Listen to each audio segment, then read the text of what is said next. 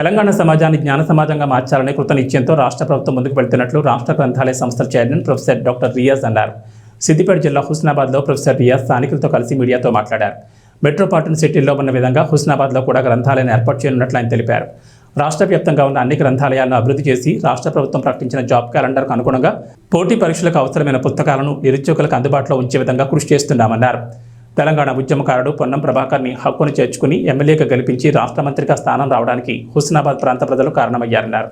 రాష్ట్ర మంత్రి పొన్నం ప్రభాకర్ సహకారంతో హుస్నాబాద్లో నిర్మాణమవుతున్న గ్రంథాలయం సిద్దిపేట జిల్లాకు తలమానికంగా ఉండే విధంగా యువకులకు విజ్ఞానాన్ని అందించే దిశగా అదనపు నిధులను కేటాయించి గ్రంథాలయాన్ని ఏర్పాటు చేస్తామన్నారు. మీడియా సమావేశానికి ముందు నిర్మాణంలో గ్రంథాలయ భవనాన్ని చైర్మన్ డాక్టర్ రియాజ్ పరిశీలించారు. మొదటిసారి హుస్నాబాద్కి విచ్చేసినందుకు గానీ వారిని సన్మానించారు. కార్యక్రమంలో వారితో పాటు పీసీసీ మెంబర్ కేడం లింగమూర్తి, మాజీ పట్టణ అధ్యక్షుడు అక్కు శ్రీనివాస్, నాయకులు కోమటి సత్యనారాయణ, వడ్డేపల్లి వెంకటరమణ, మడప యాదవ్, రెడ్డి, రమేష్, పోదరి హరీష్, సర్వర్ తదితరులు పాల్గొన్నారు. గౌరవ ముఖ్యమంత్రి రేవంత్ రెడ్డి గారు, గౌరవ మంత్రివర్యులు పొన్నం ప్రభాకర్ గారి సారథ్యంలో తెలంగాణ సమాజాన్ని జ్ఞాన సమాజంగా మార్చే క్రమంలో భాగంగా ఈరోజు తెలంగాణలో ఉన్న అన్ని పూర్వ గ్రంథాలయాల్ని సందర్శించి తద్వారా గ్రంథాలయ అభివృద్ధి ద్వారా తెలంగాణ యువతకి ఉపాధి అవకాశాలను మెరుగుపరిచే క్రమంలో భాగంగా హుస్నాబాద్ను సందర్శించడం జరిగింది.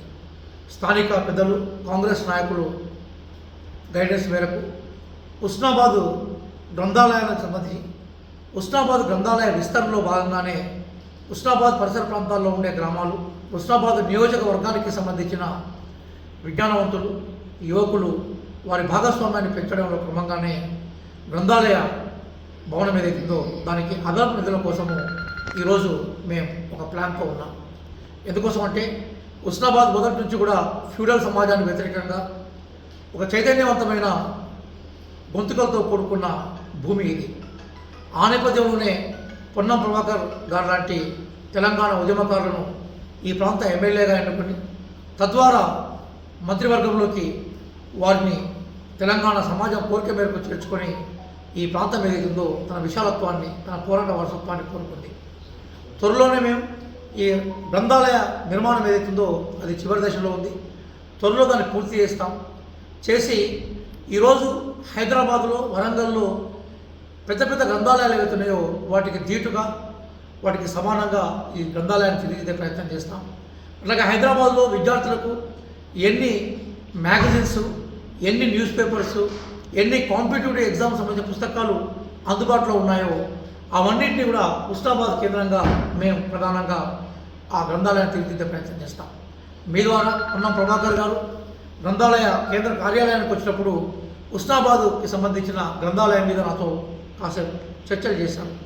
గౌరవ మంత్రివర్యుల అభిప్రాయం మేరకు ఖచ్చితంగా హుస్నాబాద్ని ఈ మొత్తం టోటల్గా మనకి సిద్దిపేట జిల్లాలో ఒక జ్ఞాన సమాజంగా మార్చే క్రమంలో రాష్ట్ర గ్రంథాలయ సంస్థ చైర్మన్గా వారి ఆదేశాలు అట్లాగే వారి సూచనలను పాటిస్తాం.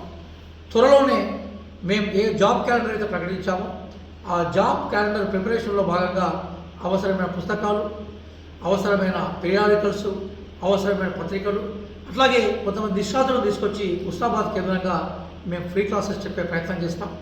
ఏ తెలంగాణ జ్ఞాన సమాజాన్ని నిర్మించాలని మేము ప్రయత్నం చేస్తున్నామో ఆ జ్ఞాన సమాజంలో భాగంగానే తెలంగాణ ఉద్యమకారులకు ఈరోజు ప్రాతినిధ్యం వహిస్తున్న పొన్నం ప్రభాకర్ గారి మంత్రివర్గంలో ఖచ్చితంగా వారి నియోజకవర్గ అభివృద్ధి కూడా మా బాధ్యతగానే మేము భావిస్తూ ఉన్నాం. కాబట్టి మీ ద్వారా ప్రజలకి, ప్రజాస్వామ్యవాదులకి, పుస్తక ప్రియులకి, ప్రధానంగా కాంపిటేటివ్ ఎగ్జామ్స్ కోసం ప్రిపేర్ అవుతున్న అభ్యర్థులకి మా సూచన ఏంటంటే ఈ గ్రంథాలయానికి సంబంధించిన సర్వీస్ని ఉపయోగించుకోండి. మీ లక్ష్యాన్ని సాధించే క్రమంలో మీతో పాటు మేము ప్రయాణం చేస్తాం. త్వరలోనే గౌరవ మంత్రివర్గంతో కలిసి ఆ గ్రంథాలయ భవన ప్రారంభోత్సవానికి సంబంధించిన ఏర్పాట్లను మేము వేగవంతం